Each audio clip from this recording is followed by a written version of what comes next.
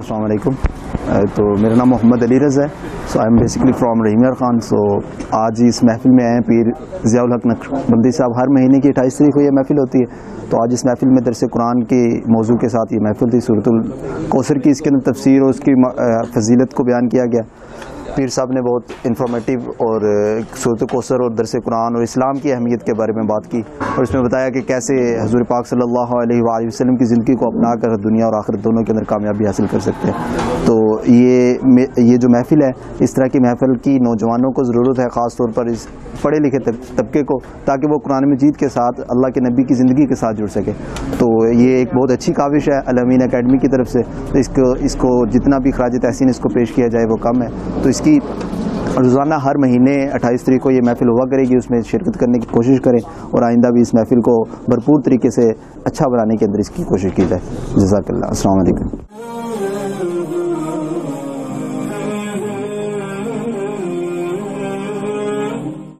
بسم اللہ الرحمن الرحیم. الصلاۃ والسلام علیک یا رسول اللہ وعلی آلک وصحبک یا سیدی یا حبیب اللہ. الامین اکیڈمی میں آج جو ہے وہ اس محفل پاک کی نشست میں جو ہے وہ شامل ہونے کا موقع ملا ہے.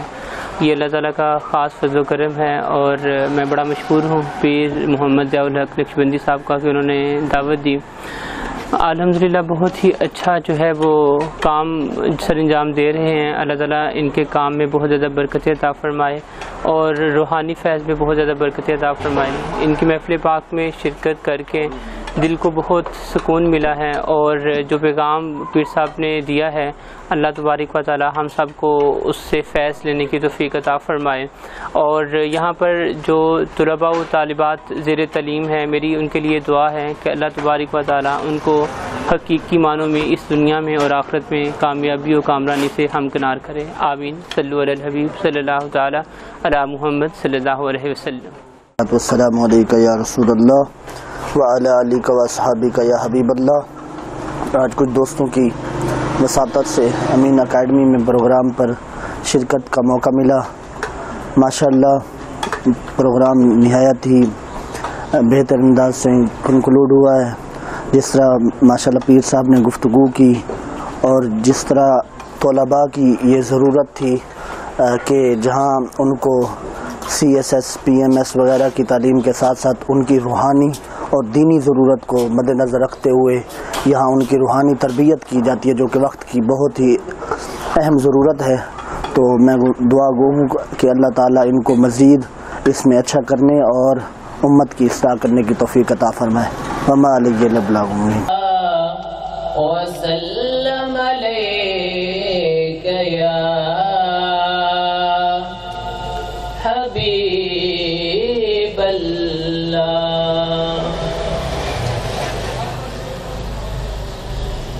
لوح بھی تو قلم بھی تو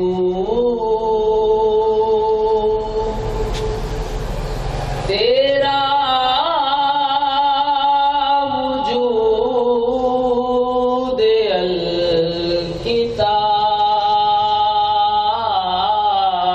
الکتاب گنبد آبگین رنگ تیرے محیط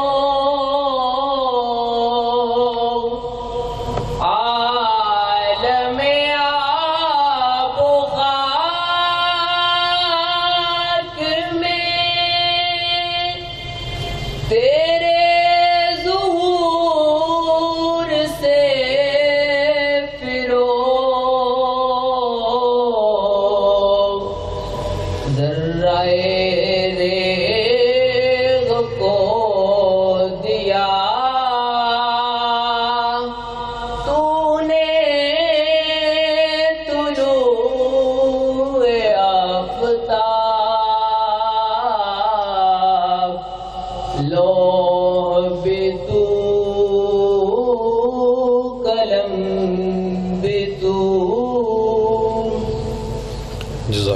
باللہ من الشیطان الرجیم بسم اللہ الرحمن الرحیم انا آتینک الکوثر فصل لربک وانحر ان شانئک هو الابتر صدق اللہ العظیم وصدق رسولہ النبی الکریم الامین ونحن علی ذلک من الشاہدین والشاکرین والحمد للہ رب العالمین ان اللہ وملائکتہ یصلون علی النبی یا ایہا الذین آمنوا صلوا علیہ وسلموا تسلیما الصلاۃ والسلام علیک یا سید یا رسول اللہ وعلی آلک واصحابک یا سید یا نبی اللہ الصلاۃ والسلام علیک یا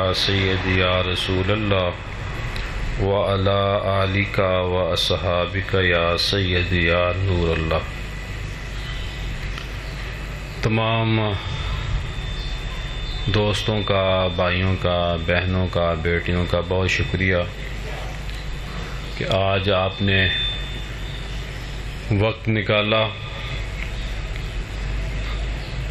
آپ منتخب لوگ ہیں جو یہاں آج موجود ہیں۔ جس طرح ہم پاکستان میں سب سے مختلف کام کر رہے ہیں، CSS PMS کروا رہے ہیں بچوں کو، اسی طرح یہ جو ہماری محفل ہے ہر ماہ 28 تاریخ کو ہوا کرے گی۔ اس محفل کا جو بنیادی خلاصہ ہے وہ لوگوں کو قرآن پاک سے جوڑنا ہے، لوگوں کا قبلہ درست کرنا ہے۔ ہمارے ہاں مسئلہ یہ ہوا کہ ہر بندہ یہ چاہتا ہے کہ بندہ میرے ساتھ جڑ جائے۔ قرآن سے جوڑنا مقصود نہیں رہا، بلکہ گروہ اور جماعتیں اور چھوٹے چھوٹے طبقات پیدا ہو گئے ہیں جن کا معاذ اللہ مقصد یہ ہے کہ بندے ہمارے ساتھ جڑ جائیں۔ نبی پاک صلی اللہ علیہ وسلم کی یہ ولادت کا مہینہ ہے، اور آج جس شام ہم بیٹھے ہیں تو دوسری رات شروع ہو چکی ہے، اور اللہ رب العزت کی ذات خود کہتی ہے کہ میں نے اگر اپنے محبوب کو پیدا نہ کرنا ہوتا تو میں اپنا رب ہونا بھی ظاہر نہ کرتا۔ یہ دنیا کی رونقیں، یہ پھولوں کی خوشبو، یہ انسانوں کا ہنسنا، یہ چرند پرند کا جو آوازیں نکلتی ہیں خوبصورت، یہ ساری جو رونق ہے یہ کریم آقا علیہ الصلاۃ والسلام کی وجہ سے ہے۔ اور رسول پاک صلی اللہ علیہ وآلہ وسلم کو جب کفار نے تنگ کیا، اذیت پہ اذیت دی، اور کریم آقا علیہ الصلاۃ والسلام کے صاحبزادے دنیا سے چلے گئے، اس وقت ایک ہی کفار کی پکار اور خواہش تھی کہ یہ جو محمد صلی اللہ علیہ وآلہ وسلم ہیں، معاذ اللہ ان کا ایک بیٹا فوت ہوا، پھر دوسرا فوت ہوا، تو یہ ناولد ہیں، یعنی کہ جب معاذ اللہ دنیا سے جائیں گے تو ان کا بعد میں نام لینے والا کوئی نہیں رہے گا۔ یہ تھا ان کا مقصود کہ یہ چند دن کی بات ہے، یہ جو ہمیں تبلیغ کرتے ہیں، ہمارے لوگوں کو ہم سے توڑ رہے ہیں، ہمارا جو برادریزم ہے، جو چدراہٹ ہے، اس کو ختم کرنے کی کوشش کر رہے ہیں، تو یہ اب وہ نہیں سلسلہ رہے گا، کیونکہ باپ کے بعد جو اولاد ہوتی ہے، اور بالخصوص اولاد نورینہ بیٹا جو ہوتا ہے، اس سے ہی زیادہ ماں کی بھی اور باپ کی بھی پہچان ہوا کرتی ہے۔ تو بزرگوں دوستو، پھر اللہ پاک نے سورہ کوثر نازل فرمائی، اور اس سورت کے بارے میں حضرت انس رضی اللہ تعالیٰ عنہ فرماتے ہیں کہ یہ مکہ میں نازل ہوئی، بعض اما عائشہ کہتی ہیں کہ مدینہ میں۔ تو فقہا نے یہ کہا کہ بعض ایسی جو ضروری آیات ہوتی تھیں، صورتیں ہوتی تھیں، ان کو ایک سے زائد بار بھی نازل کیا گیا۔ یہ بات ہمارے لیے اتنی اہم ہے، جو آج موضوع ہے سورہ کوثر کے حوالے سے، کہ قرآن پاک کی جہاں یہ سورت سب سے چھوٹی سورت ہے، وہیں پر اس کی اہمیت دیکھیں کہ یہ ایک سے زائد بار بھی نازل ہوئی ہے، اور اس کی جو برکت ہے، اہمیت ہے، وہ بھی بہت زیادہ ہے۔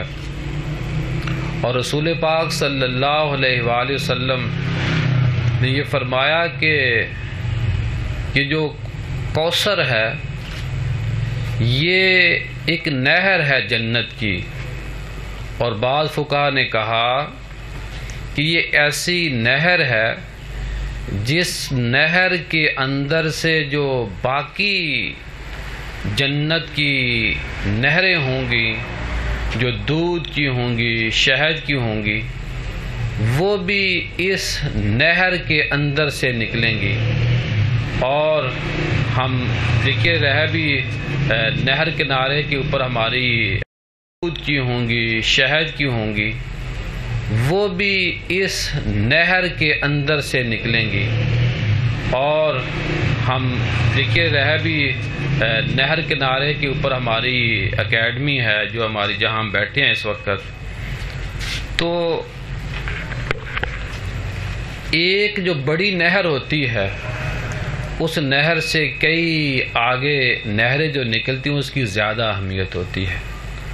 کئی جو لاہور میں نئے لوگ آتے ہیں، وہ اس بات کو پوچھتے ہیں نا کہ بھئی یہ نہر کہاں سے شروع ہوتی ہے، تو آپ اس سورہ کوثر کو سامنے رکھیں کہ اس سورت کی اہمیت، کہ جہاں سے جنت کی جو شہد کی، دودھ کی، جو پانی کی نہریں نکلیں گی، وہ اس نہر کے اندر سے نکلیں گی۔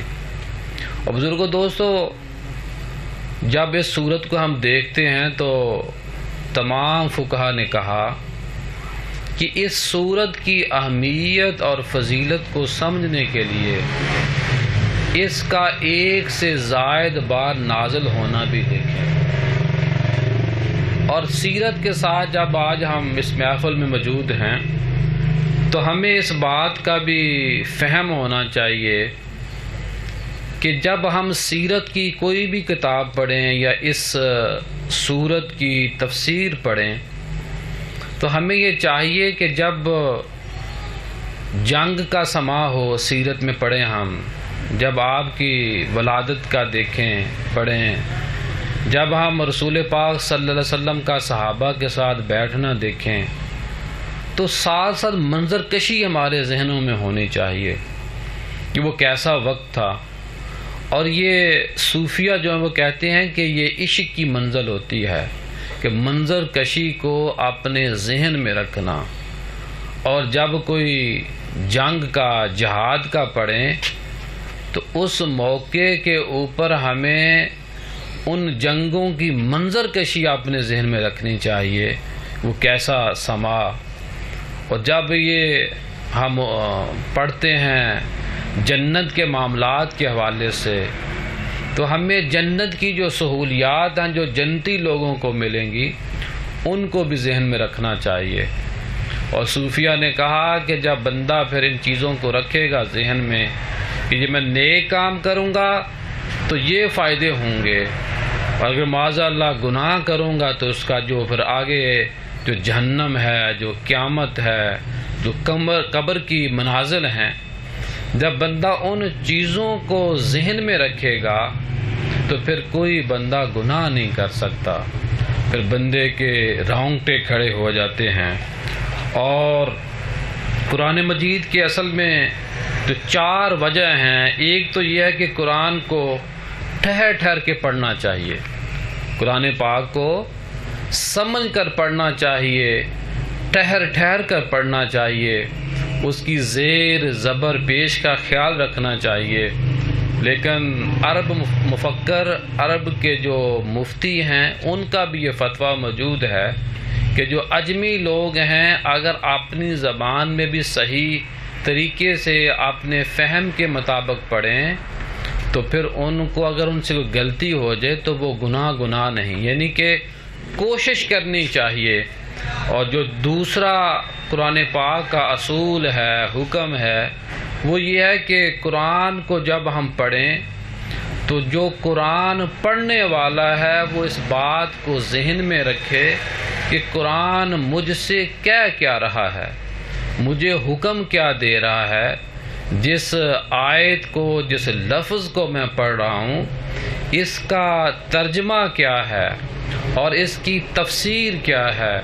اور تیسرا کہا گیا کہ جو تیسرا قرآن کا سب سے بڑا اصول ہے، نقطہ ہے، سمجھنے کی ضرورت ہے، وہ یہ ہے کہ قرآن جو بندہ پڑھ لے اور اس پڑھنے کے سمجھنے کے عمل کو، تیسرا یہ ہے کہ اپنے آپ کو اس رنگ میں رنگ لے، یعنی کہ قرآن کے مطابق زندگی بسر کرنا شروع کر دے۔ اگر معاذ اللہ قرآن پاک پڑھیں، دین ہم پڑھیں، اس پر عمل نہ کریں تو پھر ہمارا اس میں نقصان ہے۔ اور چوتھا پھر اصول یہ ہے کہ جب بندہ اپنے اوپر قرآن کو نافذ کر لے، طاری کر لے، عمل کرنے والا بن جائے تو پھر کیا اگلا چوتھا سٹیپ جو ہے وہ یہ ہے کہ پھر ہم نے لوگوں کو قرآن کے بارے میں بتانا ہے، لوگوں کو اس بات کا سمجھانا ہے، سبق دینا ہے کہ آؤ قرآن کی طرف آ جاؤ، دین کی طرف آ جاؤ۔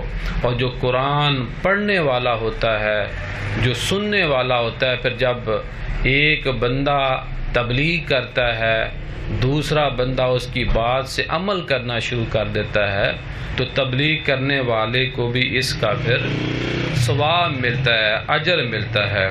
اسی لیے آپ دیکھیے کہ جو ہمارے صوفیہ تھے ان کے پاس جو بیٹھنے والا بندہ ہوتا تھا وہ بھی ان کے رنگ میں رنگ جاتا تھا۔ صوفیہ نے سب سے بڑا کام کیا ہے کہ انہوں نے اپنے آپ کو لوگوں کے لیے وقف رکھا، مجلس لگا کے بیٹھتے تھے، بھوکے کو کھانا دیتے تھے، پیاسے کو پانی پلاتے تھے، اور لوگوں کو بڑے سے بڑا گناہ کرنے والا بندہ بھی صوفیہ کے پاس آتا تو جس طرح نبی پاک صلی اللہ علیہ وسلم کبھی آپ نے جو بڑے بڑے گناہ گار آتے ان کو یہ نہیں کہتے تھے کہ میں نے تجھ سے ہاتھ نہیں ملانا، میں نے تجھ کو سلام نہیں کرنا، بلکہ مقصد یہ تھا کہ وہ پاس بیٹھیں گے تو گناہوں سے ان کی زندگی پاک ہو جائے گی۔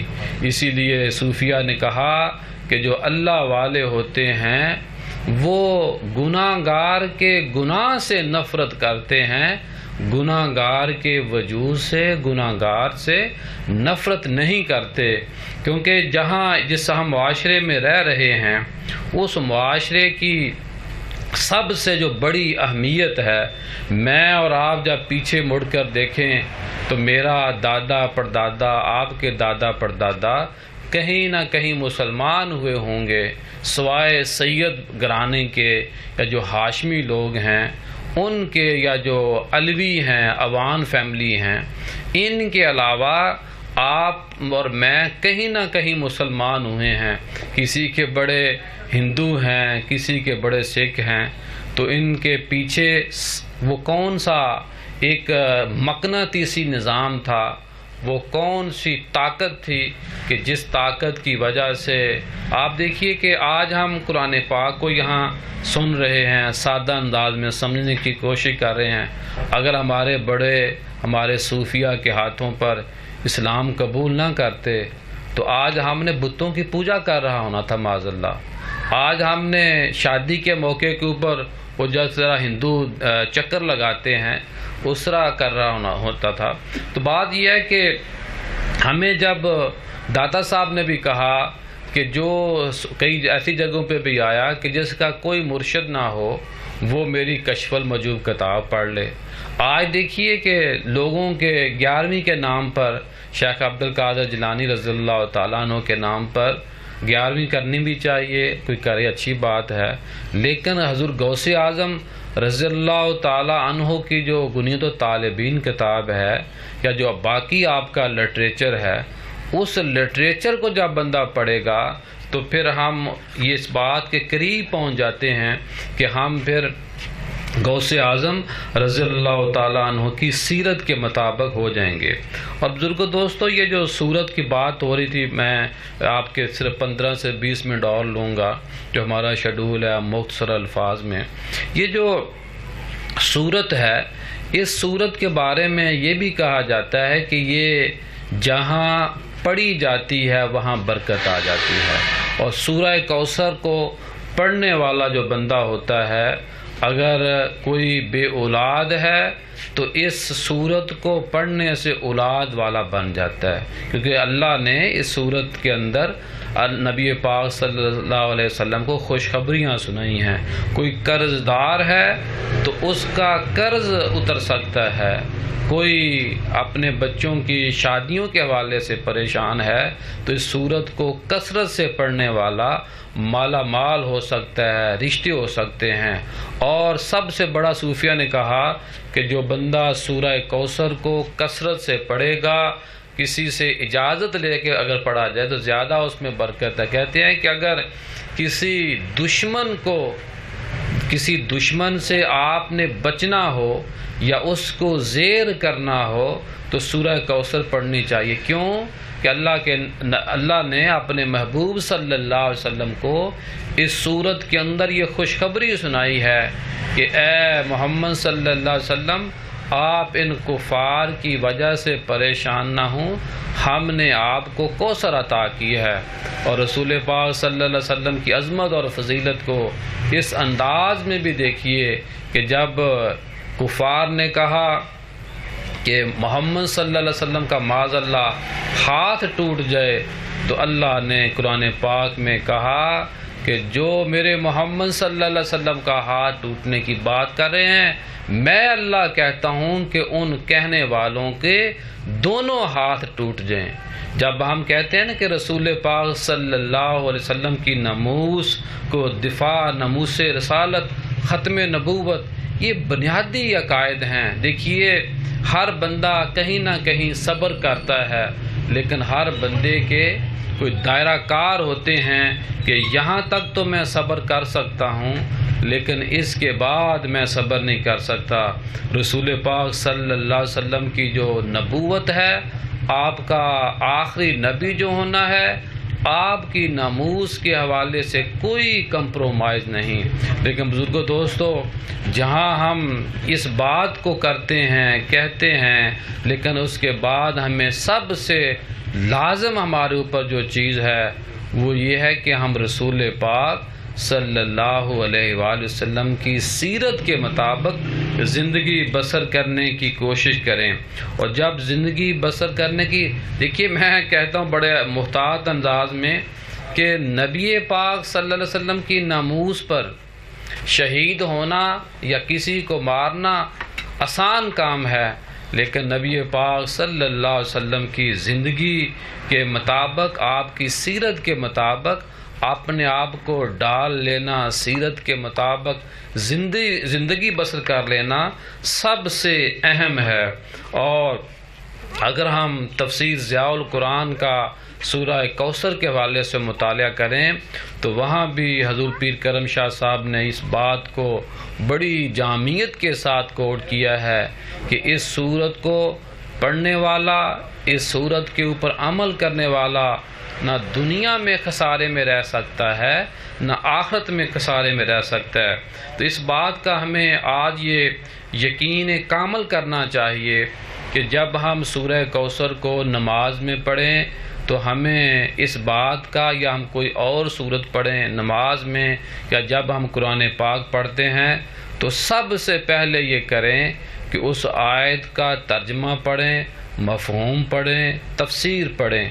بے شک قرآن پاک کی آج اس بات کا عہد کر لیں کہ بے شک ایک ہم آیت پڑھیں، اس کو ترجمے کے ساتھ پڑھیں، اس کو تفسیر کے ساتھ پڑھیں، اور جہاں کوئی مشکل پیش آئے، دیکھیے آج کل تو آپ سارے پڑھے لکھے بچیاں اور بچے بزرگ سارے موجود ہیں، آج کل تو گوگل سب سے بڑا استاد ہے، آپ گوگل کریں جس سیٹ کے ہیں اس سیٹ کے مطابق پڑھنا شروع کر دیں، تو اگر پھر بھی آپ کو سمجھ نہ آئے تو پھر آپ کو کسی عالم دین سے رابطہ کرنا چاہیے۔ نبی پاک صلی اللہ علیہ وسلم کی سب سے جو اس صورت آج کے موضوع کے حوالے سے ہے وہ یہ ہے کہ اللہ کے نبی صلی اللہ علیہ وسلم نے فرمایا کہ اے میرے امتیو، میری اور تمہاری ملاقات کا جو مقام ہوگا وہ حوض کوثر ہوگا، اور میں حوض کوثر کو اپنی نگاہ سے دیکھ رہا ہوں، میں اپنی نظر سے دیکھ رہا ہوں۔ یہ نبوت والی نظر ہے، یہ میری اور آپ کی نظر نہیں۔ بزرگو دوست اس بات کو بھی سمجھ لیں کہ ماں اور باپ اپنی اولاد کی ایک ایک حرکت کو جانتے ہیں، جانچتے ہیں۔ اگر خدا نہ خواستہ کسی کا بیٹا، کسی کی بیٹی اپنے والدین سے تھوڑا سا چھپانے کی کوشش بھی کرے تو باپ اور ماں اگر چاہیں تو ماشاءاللہ ان کے معاملات کو باریک بینی سے جان سکتے ہیں۔ اللہ کے نبی کی جو نگاہ اور نبوت والی جو نظر ہے اس کے کیا کہنے۔ اللہ کے نبی نے فرمایا کہ میں مقام جو حوض کوثر ہے اس مقام پر کھڑا ہوں گا، اور میں اپنے امتیوں کو، اپنے ماننے والوں کو وہ پیالہ، وہ حوض کوثر کا جو جام ہے، وہ دودھ جو ہے، جو شہد ہے، وہ میں اپنے ہاتھوں سے پلاؤں گا۔ اور ایک روایت میں آتا ہے کہ رسول پاک صلی اللہ علیہ وسلم نے فرمایا کہ حوض کوثر کے اوپر اتنے پیالے پڑے ہوں گے، اتنے پیالے پڑے ہوں گے کہ جن کا شمار نہیں۔ پوری آپ یہ دیکھیے کہ یہاں کے لیے ہم نے مخصوص انتظام لنگر کا کیا ہے، اور پوری کائنات کا نظام ہے، وہاں اللہ کی ذات ہوگی اور اللہ کا مقام اور مرتبہ ہوگا۔ اور بزرگوں دوستو امام راضی بھی فرماتے ہیں کہ کوثر کے جہاں پہ بہت سارے ہمارے اکابر نے اپنی تفاسیر کے اندر معنی لکھے، مفہوم لکھے کہ کوثر سے کیا کیا مراد ہے، وہاں پہ امام راضی فرماتے ہیں کہ کوثر سے مراد حسن خلق بھی ہے، کہ لوگوں کے ساتھ نبی پاک صلی اللہ علیہ وآلہ وسلم کا جو حسن اخلاق تھا، جو محبت سے پیش آنا تھا، وہ بھی اس سے مراد ہے۔ اس سے کیا پتہ چلا کہ نبی پاک صلی اللہ علیہ وآلہ وسلم کی طرز پر ہمیں اپنے اندر اخلاق، لوگوں کو برداشت کرنا، اخلاق سے پیش آنا۔ کوئی بندہ اگر آپ کے ساتھ کوئی ایسا عمل کر بھی دیتا ہے تو آپ اس کو اخلاق کے ساتھ، حسن خلق کے ساتھ، پیار اور محبت کے ساتھ اس کی بات کو برداشت کریں، نہ کہ آپ اس کے ری ایکشن میں زیادہ سختی کے ساتھ اس سے پیش آئیں۔ اور یہاں اس بات کو بھی آپ دیکھیے کہ جو حسن خلق کا جو سب سے بڑا فائدہ ہے وہ یہ ہے کہ اگر 10 قتل بھی ہو جائیں تو اینڈ پہ 20 سال کیس چلے یا 40 سال کیس چلے، اینڈ پہ ہوتی صلح ہی ہے۔ اور دیکھیے بڑے بڑے جو ملکوں کی جو جنگیں ہوتی ہیں، اینڈ پہ کیا ہوتا ہے کہ دونوں ملکوں کو ٹیبل پہ آنا چاہیے۔ اگر برادریوں میں لڑائی ہو جائے تو یہی بات آتی ہے کہ لوگوں کا آپس میں مل جانا چاہیے، ٹیبل پہ آ کے بیٹھ کے بات کر لینی چاہیے۔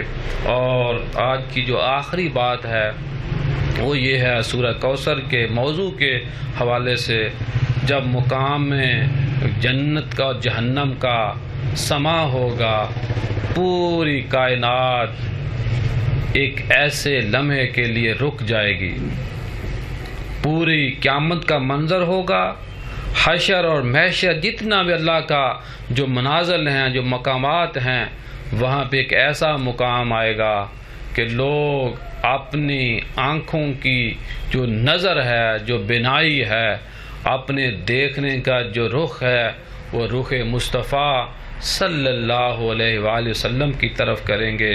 اور کیا ہوگا کہ پھر اس مقام میں، اس کو مقام محمود کہا جاتا ہے کہ اللہ نے اپنے نبی صلی اللہ علیہ وسلم کو مقام محمود بھی عطا فرمایا۔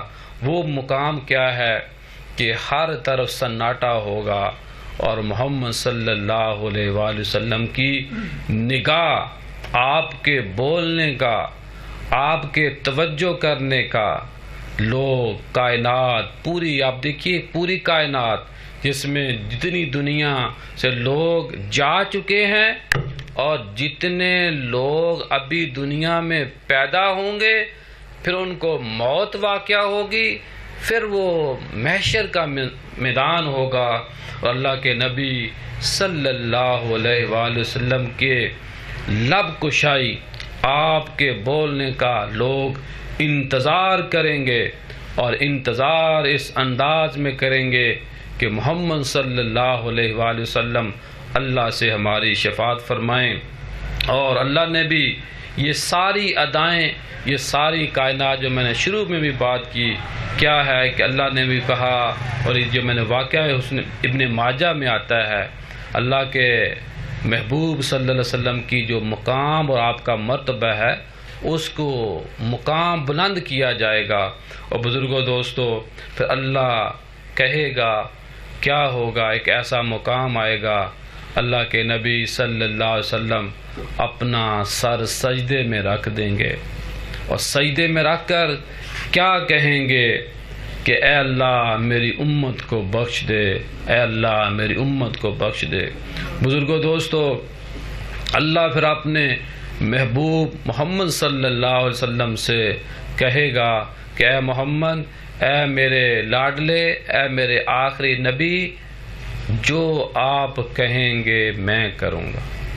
یہ ہے آج کی گفتگو کا حاصل نچوڑ کہ وہ محمد، وہ نبی، وہ رسول اللہ صلی اللہ علیہ وسلم، وہ کالی کملی والے، وہ معراج پہ جانے والے، وہ وہاں بھی انہوں نے ہمیں یاد رکھا۔ جب دنیا میں آئے تو روایات میں آتا ہے کہ آپ کے لفظوں سے، آپ کے ہونٹ مبارک سے ایک ہی آواز آ رہی تھی، امتی امتی۔ جب دنیا سے گئے اس وقت تھی امتی، اور جب محشر کے میدان میں جہاں مقام محمود پر آپ لب کشائی کریں گے، اللہ کو مخاطب کریں گے، دنیا والے دیکھیں گے، تو وہاں پہ آگے کیا ہے کہ اللہ کے نبی وہاں بخشش کرانے کے بعد بھی سکون سے نہیں بلکہ امت کی فکر میں رہیں گے، اور ایک ایسا لمبا سجدہ کریں گے۔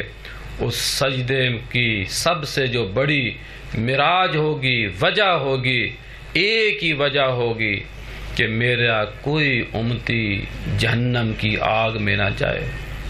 یہ ہے آج کی بات کا نچوڑ کہ وہ محمد صلی اللہ علیہ وسلم جو ہمیں ایک لمحہ بھی جہنم کی آگ میں برداشت نہیں کر سکتے، نہیں چاہتے، تو ہم جو اللہ کے نبی کے امتی ہیں، ہم نمازیں نہ پڑھیں، ہم جھوٹ بولیں، ہم لوگوں کے ساتھ جو کیے ہوئے وعدے ہیں ان کو پورا نہ کریں، ہمارے جو عمل ہیں وہ سیرت مصطفیٰ صلی اللہ علیہ وآلہ وسلم کے مطابق نہ ہوں۔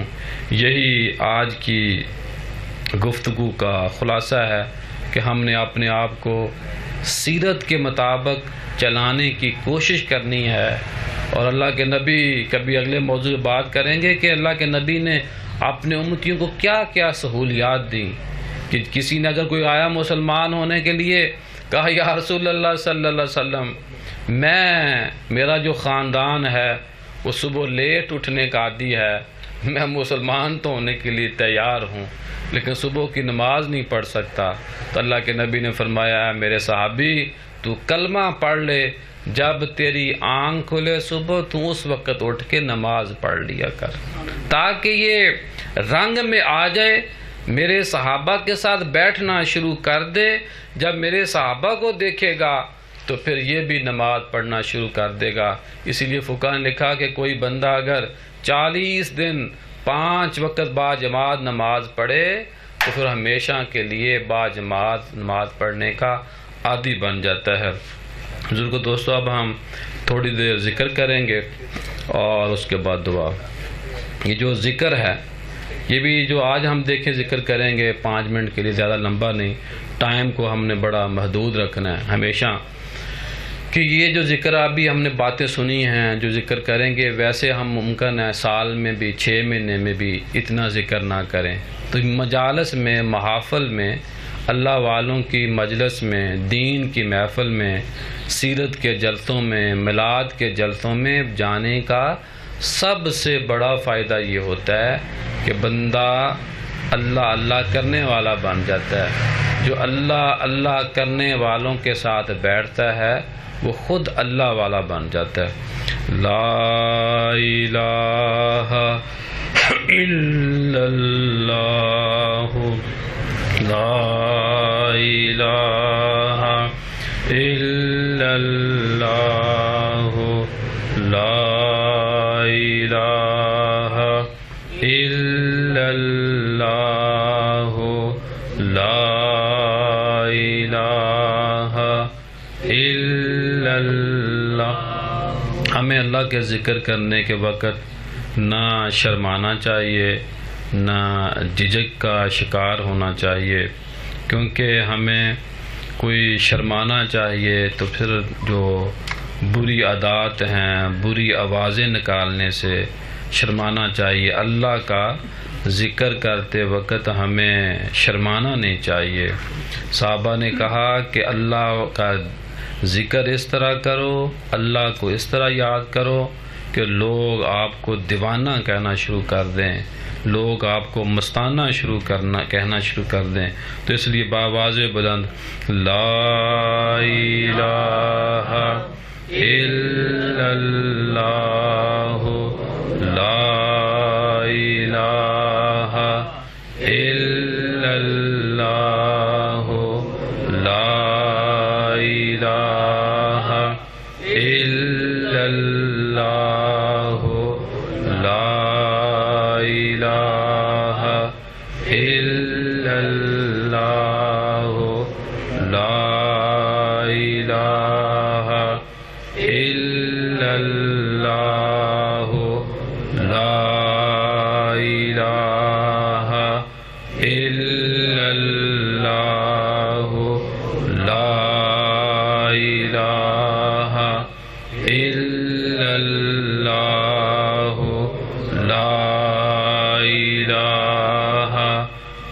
الا اللہ، لا الہ الا اللہ، لا الہ الا اللہ، لا الہ الا اللہ، لا الہ الا اللہ، لا الہ الا اللہ، لا الہ الا اللہ، لا الہ الا اللہ، محمد رسول اللہ صلی اللہ علیہ وآلہ وسلم، صلی اللہ علیہ وآلہ وسلم، صلی اللہ علیہ وآلہ وسلم، صلی اللہ علیہ وآلہ وسلم، صلی اللہ علیہ وآلہ وسلم، صلی اللہ علیہ وآلہ وسلم، صلی اللہ علیہ وآلہ وسلم، صلی اللہ علیہ وآلہ وسلم، صلی اللہ علیہ وآلہ وسلم صلی اللہ علیہ وآلہ وسلم صلی اللہ علیہ وآلہ وسلم. فام پکڑنا بیعت والا. اب ہم بیعت لیں گے اور جو بیعت ہے اس کو بھی سمجھ لیں کہ بیعت بنیادی طور پر کسی بندے کے حوالے اپنے آپ کو کر دینے کا نام ہے. یعنی کہ بیعت رسول پاک صلی اللہ علیہ وآلہ وسلم کے دین کے ساتھ جوڑنے کا نام ہے. اللہ کے نبی صلی اللہ علیہ وسلم نے صحابہ کو مردوں کے ہاتھوں میں ہاتھ دے کے بیعت کی، اور اللہ کے نبی نے کبھی جب عورتیں آتیں کئی ایسے اور کئی مقامات پر اللہ کے نبی نے جنگوں میں، مسجد نبوی میں، مکہ میں کئی مقامات کے اوپر بیعت صحابہ سے لی، اور کسی ایک عورت سے بھی اللہ کے نبی نے کبھی ہاتھ نہیں ملایا. تو آج کے جو ہمارے نام نہاد اسکالر ہیں ان کو بھی اس بات کا، جو اللہ کا نبی ہے، معصوم ہے، وہ عورتوں کے حوالے سے، شریعت کے حوالے سے اتنے محتاط ہیں. تو بیعت جو ہے یہ بنیادی طور پر آج جو بیعت ہے وہ بیعت یہ ہے کہ گناہوں سے چھٹکارا کرنے کا عہد کرنا کہ اللہ میں آج کے بعد توبہ کرتا ہوں اپنے سابقہ گناہوں سے اور آئندہ گناہ نہیں کروں گا، اور اپنے آپ کو اس شیخ کامل، اس صوفی جو بھی سلسلہ ہے، اور وہ بھی اس میں بڑی لمبی بات ہے، تو اپنے آپ کو بنیادی طور پر دین سے جوڑنا ہے. کہ اگر بندہ کوئی بیعت کرے اور پھر 5 وقت نماز نہ پڑھے تو یہ بھی بری بات ہے. تو جہاں اپنے آپ کو ہم نے تجدید ایمان بھی ہے، اس میں بعض ایسی ہم سے غلطیاں کوتاہیاں ہوتی ہیں کہ ہم دائرہ اسلام سے خارج ہو جاتے ہیں، جو گپ شپ میں یا دین کا فہم نہ ہونے کی بنیاد پر معاذ اللہ کئی لوگوں سے ایسے جملے منہ سے نکل جاتے ہیں کفریہ کہ وہ بظاہر ہوتے مسلمان ہیں لیکن دائرہ اسلام سے نکل چکے ہوتے ہیں. تو تجدید ایمان کا، بیعت کا سب سے بڑا فائدہ یہ بھی ہے کہ گناہوں سے چھٹکارا اور آئندہ کی زندگی کو پاکیزہ رکھنا. یہ ہے جو بیعت کرنا چاہیں کہ جو پہلے بیعت نہیں کہیں وہ بیعت ہو جائیں. اور طالب لفظ ہوتا ہے کہ بھئی بیعت تو میں پہلے کہیں ہوں لیکن آج میں اس سلسلے کے ساتھ جڑتا ہوں اس بنیاد پر کہ مجھے فہم ہو جائے میرا دین سے، میرا قرآن سے، میرا سنت سے، میرا شریعت سے، میرا فقہ سے، میرا اخلاق سے، میرا کسی نہ کسی حوالے سے لنک جڑا رہے. یعنی کہ اگر کوئی بندہ، وہ کہتے ہیں اگر بندہ 100 روپیہ مانگے تو اگر بندہ 50 روپے دے دے تو وہ بھی فائدہ ہوتا ہے. تو طالب ہونے کا مقصد یہ ہے. لا الہ جو میں کہوں گا آپ پیچھے پیچھے کہیں، اور کہنے کا بھی ثواب ہے، عہد ہے. لا الہ الا اللہ محمد رسول اللہ. لا الہ الا اللہ محمد رسول اللہ. اے اللہ میں عہد کرتا ہوں کہ آج کے بعد مجھ سے کوئی گناہ سرزد نہیں ہوگا. میں تیری بارگاہ میں اپنے آپ کو پیش کرتا ہوں. میں تجھے وحدہ لا شریک تسلیم کرتا ہوں. حضرت محمد صلی اللہ علیہ وآلہ وسلم کو آخری نبی مانتا ہوں. تمام نبیوں، رسولوں، فرشتوں، آسمانی کتابوں اور ہر اچھی بری تقدیر اور مرنے کے بعد دوبارہ زندہ ہونے پر جنت دوزخ جزا سزا پر صدق کے دل سے ایمان لاتا ہوں لاتی ہوں۔ تمام مخلوقات میں انبیاء کرام کے بعد سب سے اول سب سے افضل حضرت سیدنا صدیق اکبر ہیں۔ دوسرے خلیفہ سیدنا عمر فاروق اعظم ہیں۔ تیسرے خلیفہ حضرت عثمان غنی ہیں۔ چوتھے خلیفہ حضرت مولا علی مولا مشکل کشا سیدنا علی المرتضیٰ ہیں۔ تمام صحابہ جنتی ہیں، دین کے رہبر ہیں، ہمارے پیشوا ہیں۔ اللہ تعالیٰ نے تمام خزانوں کی کنجیاں ہمارے آقا مولا حضرت محمد صلی اللہ علیہ وآلہ وسلم کو عطا فرمائیں۔ آپ صلی اللہ علیہ وآلہ وسلم جتنا چاہیں جب چاہیں اپنے امتیوں کو عطا فرمائیں۔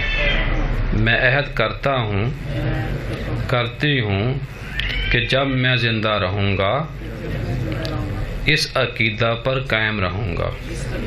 یا اللہ میرے سب گناہوں کو معاف فرما اور آئندہ گناہوں سے محفوظ رکھ۔ اللہم صلی علی سیدنا مولانا محمد وعلی آل سیدنا مولانا محمد وبارک وسلم۔ الحمدللہ رب العالمین الرحمن الرحیم مالک یوم الدین ایاک نعبد و ایاک نستعین اہدنا الصراط المستقیم صراط الذین انعمت علیہم غیر المغضوب علیہم ولا الضالین۔ قل هو اللہ احد اللہ الصمد قل هو اللہ احد اللہ الصمد لم یلد قل هو اللہ احد اللہ الصمد۔ اے اللہ جو ہم نے کلام پاک پڑھا، ذکر اذکار کیا، تیرا اور تیرے محبوب صلی اللہ علیہ وسلم کا ذکر کیا، تیرے پیاروں کا ذکر کیا، جو کلام پاک پڑھا، تمام آج کی مجلس میں کی گئی اچھی باتوں کو تیری بارگاہ میں پیش کرتے ہیں، قبول فرما۔ اے اللہ اس کا ثواب، آج کی مجلس کا ثواب، کھانے کا ثواب، قرآن مجید پڑھنے کا ثواب، درود پاک پڑھنے کا ثواب تیرے نبی صلی اللہ علیہ وسلم کی بارگاہ میں پیش کرتے ہیں، قبول فرما۔ کریم آقا علیہ السلام کے بعد 1,24,000 کم و بیش انبیاء کی خدمت میں پیش کرتے ہیں، قبول فرما۔ اے اللہ اس کا ثواب کریم آقا علیہ السلام کے خاندان کو پیش کرتے ہیں، قبول فرما۔ کریم آقا علیہ السلام کے والدین کریمین خدمت میں پیش کرتے ہیں، قبول فرما۔ اللہ کے نبی صلی اللہ علیہ وآلہ وسلم کے والدین کی خدمت میں پیش کرتے ہیں، قبول فرما۔ کریم آقا علیہ السلام کی بیگمات خدمت میں پیش کرتے ہیں، قبول فرما۔ آپ کے صاحبزادے اور صاحبزادی خدمت میں پیش کرتے ہیں، قبول فرما۔ اے اللہ تمام صحابہ، تمام اہل بیت اطہار کی خدمت میں پیش کرتے ہیں، قبول فرما۔ اے اللہ کریم آقا علیہ السلام کے صدقے اس کا ثواب پیر و مرشد شیخ عبدالقادر جیلانی، داتا گنج بخش علی حجویری، خواجہ معین الدین چشتی اجمیری، تمام سلاسل سلسلہ نقشبندیہ، چشتیہ، قادریہ، سہروردیہ کے بزرگ خدمت میں پیش کرتے ہیں، قبول فرما۔ تمام محدثین مفکرین خدمت میں پیش کرتے ہیں، قبول فرما۔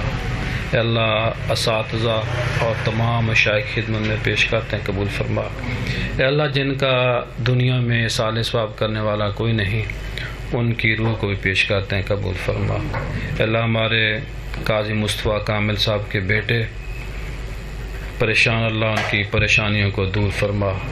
اے اللہ ہمارے قاضی مصطفیٰ کامل صاحب کے صاحبزادے کی جو دلی خواہشات ان کو پورا فرما، ان کے گھر کو اپنی خیر و برکت میں لے لے۔ ہم میری بانجی رمشا دنیا سے چلی گئی، اللہ ہم تیری بارگاہ میں دعا کرتے ہیں ہماری بانجی رمشا کو جنت الفردوس میں اعلیٰ مقام عطا فرما۔ ہمارے جنگ کے چیف رپورٹر مقصود بٹ صاحب کے جوان سال صاحبزادے دنیا سے چلے گئے، اللہ ان کے صاحبزادے کو جنت الفردوس میں اعلیٰ مقام عطا فرما۔ مقصود بٹ صاحب کو اور ان کے خاندان کو صبر جمیل عطا فرما۔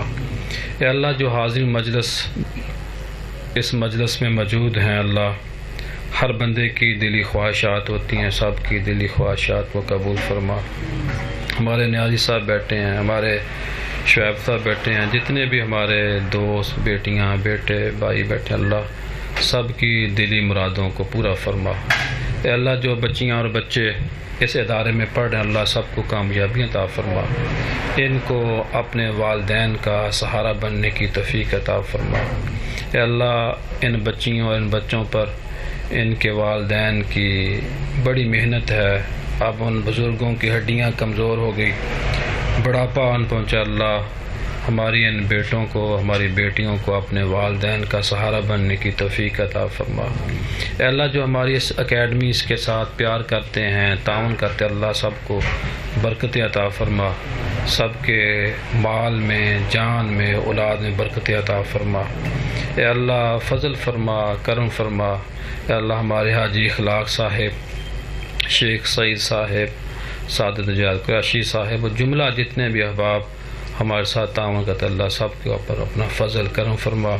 اے اللہ ہمارے مجیب الرحمان شامی صاحب، سہیل وڑائے صاحب دن رات جہاں چاہیں جب چاہیں ہم ان کو زحمت دیتے، اللہ ان کی جان مال اولاد میں برکتیں عطا فرما۔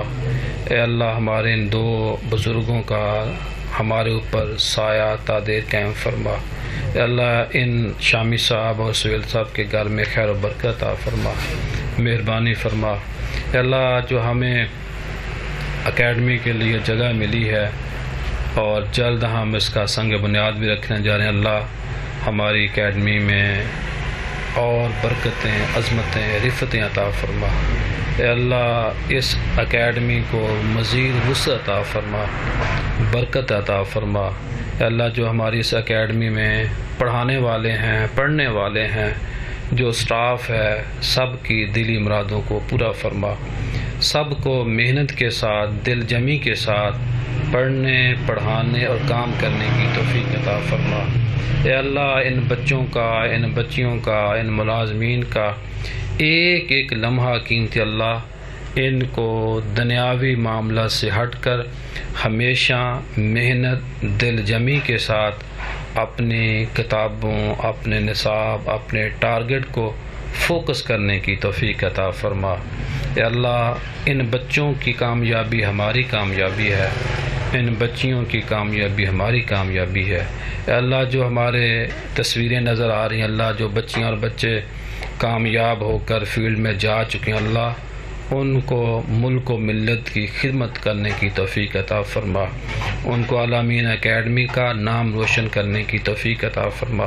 اے اللہ ہمارے جو بچے فیلڈ میں جا چکے ہیں، جو لیکچرار بن گئے، جو ریلوے میں چلے گئے، جو سوئی گیس میں چلے گئے، جو وابڈا میں چلے گئے، اے اللہ اب تک ہم 850 لوگوں کو ذریعہ معاش باعزت روزگار دینے میں کامیاب ہو چکے ہیں، اللہ ان تمام خاندانوں پر اپنا فضل کرم فرما۔ اے اللہ اس اکیڈمی سے نکلے ہوئے لوگوں کو باقی افسروں سے باقی جو سرکاری ملازمین ہوتے ہیں ان سے مختلف فرما۔ اللہ ان کو رشوت سے نفرت کرنے کی توفیق عطا فرما، ان کو کام کرنے والا بنا دے، فضل فرما دے، کرم فرما دے۔ اے اللہ اے مالک اے پالنہار، ہمیں 5 وقت باجماعت نماز پڑھنے والا بنا دے، ہمیں جھوٹ سے نفرت کرنے والا بنا دے۔ اے اللہ ہمیں غیبت سے بچنے والا بنا دے۔ اے اللہ جو ہم جتنا لوگوں کو چغلیوں اور غیبت کے ذریعے یاد کرتے ہیں، ان کے پیچھے باتیں کرتے، اللہ ہمیں اپنے کام کو صحیح سمت میں لے جانے کی توفیق عطا فرما۔ اے اللہ اس مجلس میں موجود ہمارے بچوں کو بزرگوں کو تمام جتنے بھی حاضرین جہاں تک میری آواز جاری اللہ ان کو بہتر عزت وقار والی زندگی عطا فرما۔ اے اللہ حاضرین مجلس کو جادوگروں کے جادو سے محفوظ فرما، بد نگاہوں کی بد نگاہی سے محفوظ فرما۔ اے اللہ غیبت کرنے والوں کی غیبت سے محفوظ فرما۔ اے اللہ اس مجلس کو شریروں کے شر سے محفوظ فرما۔ اے اللہ فضل فرما، کرم فرما، مہربانی فرما۔ اے اللہ جو گھروں میں ہاسپٹل میں جسمانی روحانی امراض میں مبتلا اللہ سب کو صحت والی تندرستی والی ایمان والی زندگی عطا فرما۔ صلی اللہ تعالی علی خیر خلقہ وعلی آلہ واصحابہ اجمعین برحمتک یا ارحم الراحمین۔